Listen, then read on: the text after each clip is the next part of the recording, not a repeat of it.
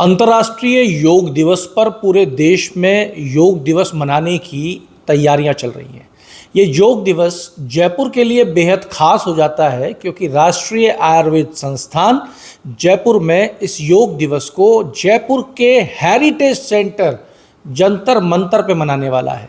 21 तारीख को इस योग दिवस में 17 देशों के 70 से ज़्यादा छात्र छात्राएं और राष्ट्रीय आयुर्वेद संस्थान ये प्रयास कर रहा है कि उनके परिवार को भी ऑनलाइन जोड़ा जाए, जो जयपुर को अंतर्राष्ट्रीय मैप पर योग दिवस पर विशेष बना देगा।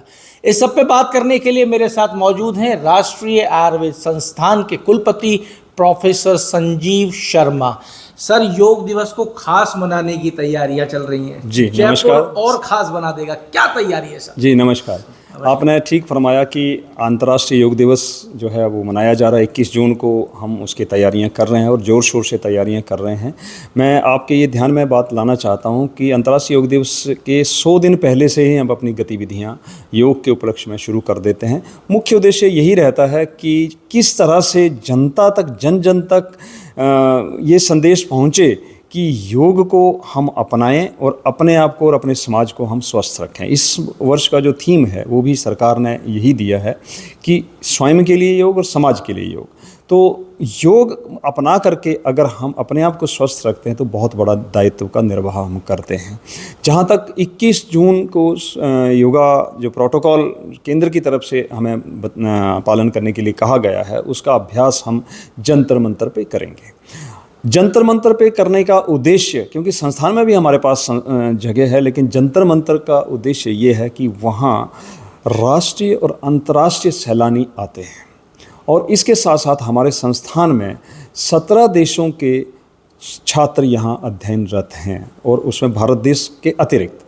तो उन छात्रों की भागीदारी और अपने सारे स्टाफ की, अपने टीचर्स की, अपने स्टूडेंट्स की भागीदारी और आम जो जनता है, आम जो नागरिक हैं, जयपुर के निवासी हैं, जयपुर के बाहर के निवासी हैं, उनको भी हम चाहते हैं कि वो उस सुंदर स्थल पर, जंतर मंतर जो ऐतिहासिक स्थल है, जयपुर की एक विशेष पहचान है, वहाँ पर पधारें और जो हम योग प्रोटोकॉल वहाँ पर उसका अभ्यास करेंगे उसमें वो शिरकत करें और एक स्वास्थ्य का संदेश लेकर के जाएं और उसको आगे उस संदेश को फैलाएं, ताकि हम अपने आप को, अपने परिवार को, अपने समाज को, अपने देश को और पूरे विश्व को स्वस्थ बना सकें।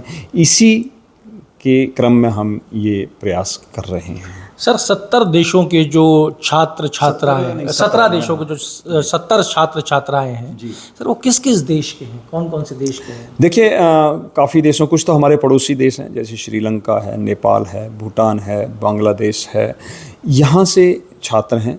लेकिन इसके अतिरिक्त Afghanistan, Russia, Brazil, Iran, West Indies, इस तरह से कई देशों के जो छात्र हैं यहाँ पर अध्ययनरत हैं और उन छात्रों के परिवारों से भी हम जुड़ने का प्रयास कर रहे हैं कि किसी न किसी तरीके से ऑनलाइन उनसे जुड़ा जाए। लेकिन क्योंकि जिस समय हमने ये प्रोटोकॉल वहाँ पर उसका अभ्यास करना है, उसमें टाइम जोन का डिफरेंस होने के कारण ये आवश्यक नहीं है कि लाइव वो हमारे से उनके परिवार जुड़ पाएँ, लेकिन हम चाहते हैं कि ऑनलाइन उनसे जुड़ें और उनके जो वो वीडियोज़ हैं, क्लिप्स हैं, उनको हम जारी करें, उस दिन डिस्प्ले करें, ताकि एक वैश्विक मंच पर राष्ट्रीय आयुर्वेद संस्थान अपना योग के प्रति संदेश दे पाए और वहाँ के लोग भी, क्योंकि योग सिर्फ भारत के लिए नहीं है या हम लोगों के लिए नहीं है, पूरे समाज के लिए है, प्रत्येक वर्ग के लिए और प्रत्येक देश के लिए है। इसलिए आवश्यक है कि पूरे विश्व में अगर योग का और आयुर्वेद का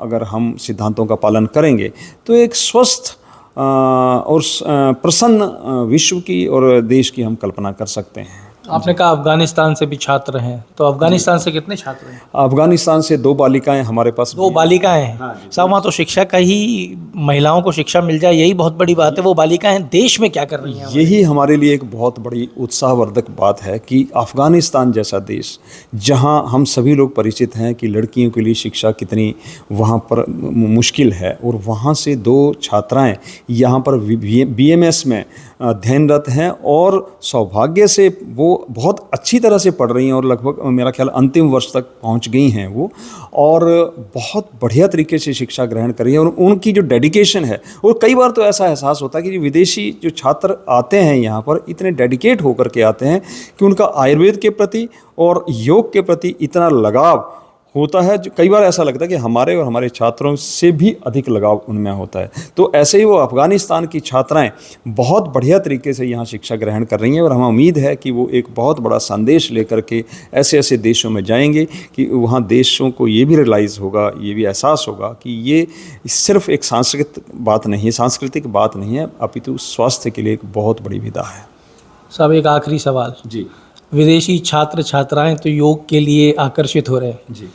राष्ट्रीय आयुर्वेद संस्थान निरंतर रूप से काम भी कर रहा है। आपने कहा 100 दिन की आपकी कार्य योजना चलती है। हमारे देश की स्थिति क्या है साहब? हमारे देश के युवा कहाँ हैं इस योग में, आयुर्वेद में?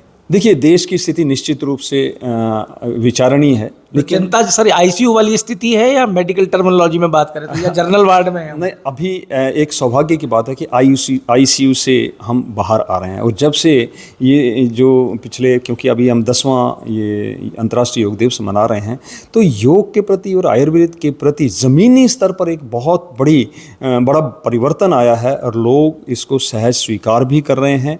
और जो हमारी जो दूसरी चिकित्सा पद्धतियाँ हैं, जिसको हम एलोपैथी कहते हैं, वो चिकित्सक भी योग और आयुर्वेद को बहुत बढ़िया तरीके से अपना रहे हैं, और निश्चित रूप से ये एक परिवर्तन देखा जा रहा है। ये ठीक है कि एकदम कोई भी परिवर्तन नहीं होता है, लेकिन एक क्रांति तो योग और आयुर्वेद के क्षेत्र में आई है, ये आपने भी महसूस किया होगा।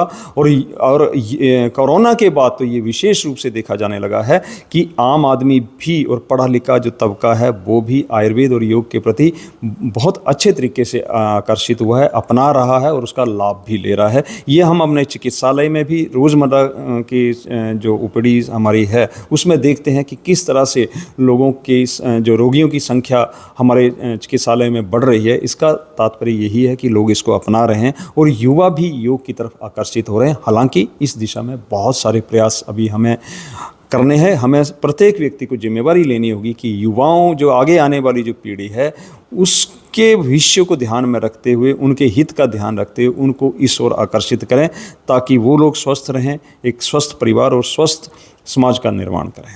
क्या संदेश देंगे साहब योग दिवस पे? योग दिवस मेरा संदेश यही है कि प्रत्येक व्यक्ति को अपने जीवन में चाहे जितना व्यस्त हो, उसको योग अवश्य रूप से अपनाना चाहिए। सब कितनी देर? बड़ा सवाल है ये। उसके जो समय की उपलब्धता, उसके कार्य को देख करके उसकी उपलब्धता के अनुसार योग में समय सीमा हम तय करेंगे तो मुश्किल होगा, लेकिन 10 मिनट, 15 मिनट, 20 मिनट भी अगर कोई योग 10 मिनट 15 मिनट करना चाहिए, हाँ, वो करे तो बहुत लाभ मिल सकता है उसको, और अपने जीवन में एक अद्भुत परिवर्तन देख सकता है। तो साहब, ये सुन रहे थे आप प्रोफेसर संजीव शर्मा को, कुलपति राष्ट्रीय आयुर्वेद संस्थान, जिन्होंने कहा कि योग को अपनाएं और निरंतर रूप से अपनाएं। रोज अगर 10 से 15 मिनट भी आप इसको अपनाते हैं तो आपके जीवन के अंदर एक बड़ा बदलाव हो सकता है, क्योंकि योग सिर्फ तन के लिए नहीं, ये आपके मन और मस्तिष्क को भी रिफ्रेश करता है, नई ऊर्जा देता है। विदेशियों की स्थिति हमसे बेहतर है, ये हमारे देश के लोगों को सुनना और समझना पड़ेगा। विदेशी आयुर्वेद और योग की तरफ आकर्षित हो रहे हैं, पर हम भी धीरे धीरे जाग रहे हैं। तो आइए मिलकर योग दिवस पर, इस योग दिवस ये संकल्प लेते हैं कि पूरे साल प्रयास तो करेंगे 10-10 मिनट योग अपने जीवन में उतारने का।